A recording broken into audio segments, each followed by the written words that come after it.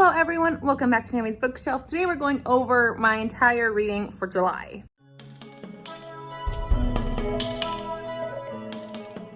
So I'm going to quickly go over week by week what I read and when, because I did a weekly reading vlogs for the whole of July, and I'll just send you to which week in case you're wanting to figure out exactly what you want to hear my thoughts about. I'll give you a brief synopsis as well because that's just easier in this way, but I'm not going to go into depth with them. So in week one, I read 4 books, 2 of which were Jane Austen July, and I'm going to kind of prioritize talking about Jane Austen July books. I actually might just do Jane Austen July first and then we'll go back. So Jane Austen July books. In week one of my vlogs, I read the book of Emma, and I gave this one 4 stars. I really enjoyed this one a lot more on the second time of reading it, but it's still not a 5-star book. I put out a discussion video and I did a whole my thoughts on the villain of this book video, but I did really enjoy rereading this one, and I had a lot more positive things to say about it coming out of it, and I think it's a well-deserved novel of Jane Austen's. However, it's not my favorite. So I did read this one, and then I also read a retelling which is called The Wrong Mr. Darcy. It's by Evelyn Olozenda, and this one is a Pride and Prejudice retelling, but it's not really, because it's supposed to be Pride and Prejudice against like a basketball backdrop sports system or whatever, and it wasn't Pride and Prejudice. It tried to be, but it was very much not, and I gave it 2 stars because it was trying to be a Pride and Prejudice retelling. If it was not Pride and Prejudice, I would have given it 3 stars because it wasn't that bad of a book. It was just because it was trying to be Jane Austen, I couldn't take away its points, or I couldn't give it points for that. For the decent characters before that, but when they tried to make characters fit into other characters, didn't work. I gave a whole rant about it in week 1 vlog. You can check that out. Week 2 of Jane Austen July brought us another Jane Austen thing, but well, lots more, but one of them was the novella. So I read Lady Susan. I really enjoyed flying through this. I listened to the audio on Audible, highly recommend listening to that, and it was fantastic. Really enjoyed the full cast of it, and I finally also finished one of my nemesis books that I've been trying to do for years, which is Vindication of the Rights of Women. This one by Mary Wollstonecraft was good, but it wasn't like, I don't know. It was good. It was just really meaty. Maybe it's the word for it. It was really hard to chew on. You had to like take a lot of time, and it wasn't like fluff.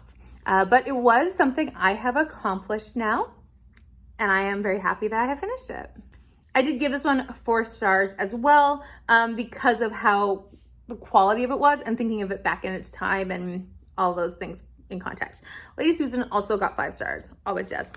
I also read this one, which is a little primer about emotions for Emma with all the different characters. I love these books. I know there's a Pride and Prejudice counting one, and these are really fun classics for babies in like board books. Really loved this one. I'm giving it 4 stars. It's not fantastic. Like, it's just more maybe like for me, but I do think that this is a fun one just to have as like a little classics for babies. So yeah, gonna give this one 4 stars. Week 3 brought me my nonfiction, which was What Regency Women Did for Us, which is by Rachel Knowles. This one I really enjoyed. I gave this one 4 stars as well. This one covered 12 women who lived during the Regency era. It was really fascinating to learn about their lives and how they impacted our lives today, even though we might not realize it. A lot of things about how we view the world and also how the world treats women. I thought that was fantastic, and I really enjoyed learning about multiple women from Jane Austen's world, not just Jane Austen herself. She was in the book, but she was not the only one. She was one of 12, and I enjoyed learning about many, many women from that era who had many different impacts on society. So highly recommend checking out that nonfiction. I also read Sense and Sensibility. This one I gave 4 stars as well. I really enjoyed this one. This was my favorite for a very long time. It has my favorite heroine being Eleanor, but I love this one so much. I just wish the romances were better developed in this one. So I talked about this one in week 3. Week 4 brought us the last of Jane Austen stuff, which I read Pride and Prejudice. So I read this for my book club, and I thoroughly loved rereading it. My book club did not enjoy the book, but that's okay. I loved rereading this one. I also read another nonfiction, which is called Who Was Jane Austen? This one's by Sarah Fabini, or Fiboney. It's an A in there. But this one is a middle grade nonfiction covering the life of Jane Austen. And it's about 115, 120 pages, but I thought it was really, really well done. It's really interesting with all the illustrations and all of the in-depth, but also not too heavy of content for middle graders to learn about the Georgian era, but also about the Regency and how that worked for women and how that also treated female authors of that time, how books were kind of published. And it was not overwhelming, but it was also informative enough that people who do not know about that could understand. I have been learning a lot, so I knew it, but I feel like that would be great for a way for anyone to learn more if they were wanting to. So back to week one, other books that aren't Jane Austen. I read Anne of Ingleside, which is book 6 in the Anne of Green Gables series, and I gave this one 3 stars. 3 stars. It was okay. It was okay. I feel like this Anne series is not as good at the end as it was at the beginning, and that's just sad. So yeah, I talk about it definitely in week 3, and I don't want to kind of go into big thoughts there, but this one follows Anne as she's now living with her husband and children in another place, and yeah, she's an adult, and that's not always comforting. I also read The Case of the Cryptic Crinoline by Nancy Springer. This one was book 5 in the Enola Holmes series. This one was quite good. I really enjoyed this one, but it gets a 4-star because there was one character who does something that I personally think is harmful. And I want to go into it, but I'm not going to call it too much of a spoiler because it doesn't impact the whole plot of everything. So I'm going to kind of go over it in a brief way here because it doesn't impact the mystery or anything like that. There is a character who is faking a disability in this book, and it is something that is never commented on. It's something that is never disapproved of. It is just something that is accepted. This is something I feel very strongly about because obviously it's a hard thing when people are not realizing these biases that they have, but it's more harmful when these things are written in books or done in movies and it is portrayed in a way that is acceptable, that people pretend to have illnesses. It's my most annoying thing in a book when someone pretends to have a headache so they can be excused from an evening because of the fact that I actually have to do that. And so this character who pretends to have a disability gets away with it for no reason, and no one, says that's not acceptable. So the book is great in every other regard. It's just that one thing. So I'm giving it a 4-star. I talk about that in week 1 vlog, but just something of note with that one book in particular. Everything else about the series has been fantastic so far, and I've liked how it showed different people of the poverty level and different people who are in the Victorian era, but that's just one thing of note. Week 2, I also finished off the next book in that series, which was The Case of the Gypsy Goodbye, and that one got 5 stars because that one was perfectly fantastic, and I flew through it. We read it so fast, Chris and I, and it was an amazing book to read. So highly recommend that one. Obviously you need to read that one after all the rest of the books of the series, but really great series to read in my opinion. Also in week 2, I read my Agatha Christie, which was The Caribbean Mystery, or A Caribbean Mystery, which is a Miss Marple book. This was for Read Christie 2022, and I really enjoyed it. This one, I really enjoyed Miss Marple overseas. I really enjoyed her trying to solve a crime, but also just kind of being out of her element.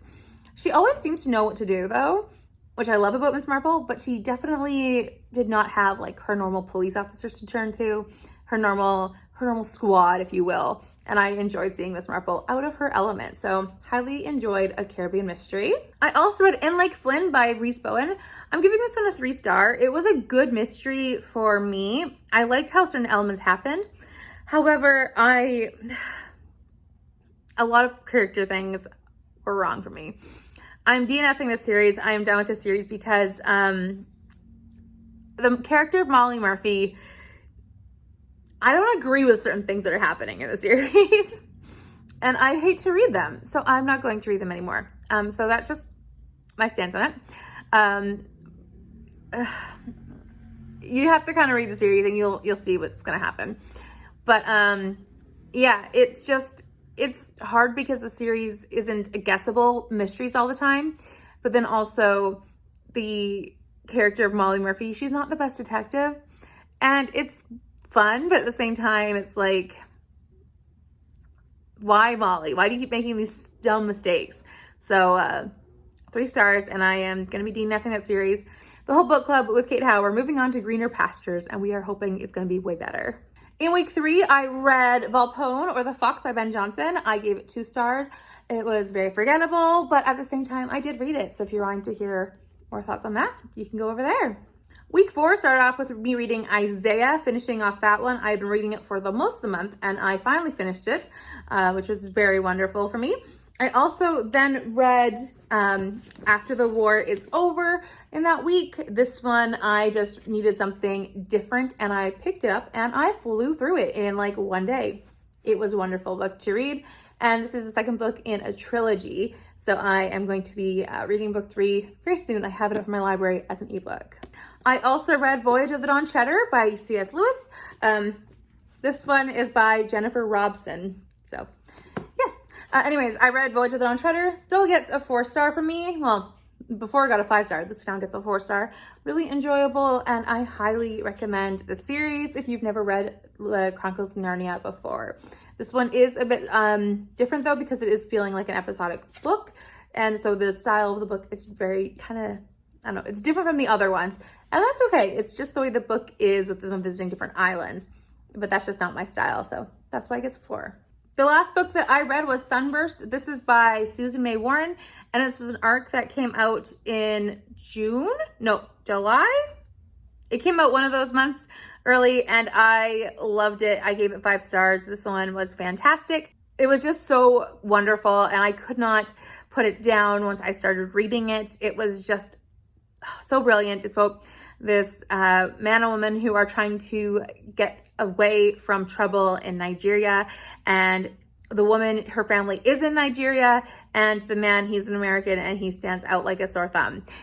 So it's just so good, and I thoroughly loved it. It's romantic suspense, and it's just spectacular. So this is the second book in a trilogy as well, but I haven't read book 1 or 3, and 3 comes out next year. So I'm going to keep my eyes peeled for that one, and I'm going to try getting my hands on book 1 as soon as I can, because I can't wait to read book 1 about that series too. So those are all the books that I read in the month of July. Let me just figure out how many that was, and then we can tally it up. So in July, I read 19 books for a total of 5,000 pages and 5,043 pages. So not shabby for 1 month, and I am pretty happy with all of those things that I read. They were pretty overall, like good overall. I was just a couple duds, which is okay. And I am pretty happy that I managed to read 3 Jane Austen full novels and her novella. I'm impressed with myself about that. I did not think I'd actually be able to do that, and I'm so happy I did. But I also managed to read The Vindication of the Rights of Women. Who knew that could have happened? So yeah, lots of successes this month when it came to my Jane Austen reading, but also making a variety of the other things that like I just threw in and needed to. Not to mention I read like 250 pages of The Count of Monte Cristo, because that is going to be wrapping up in August. But yeah, finished 250 pages of that, or not 200, 450 pages of that mammoth on top of these. So I'm just, it was a good month. It was a good reading month, and I'm very, very happy with it all. So please let me know down below what you were reading in the month of July, what you had as a favorite, or if you had some duds like I did. I didn't have too many duds at least, but I would love to hear how your reading was in the month of July. Thank you so much for watching. As always, please like, subscribe, and hit that notification bell if you would like to. Thank you so much for watching. Bye for now.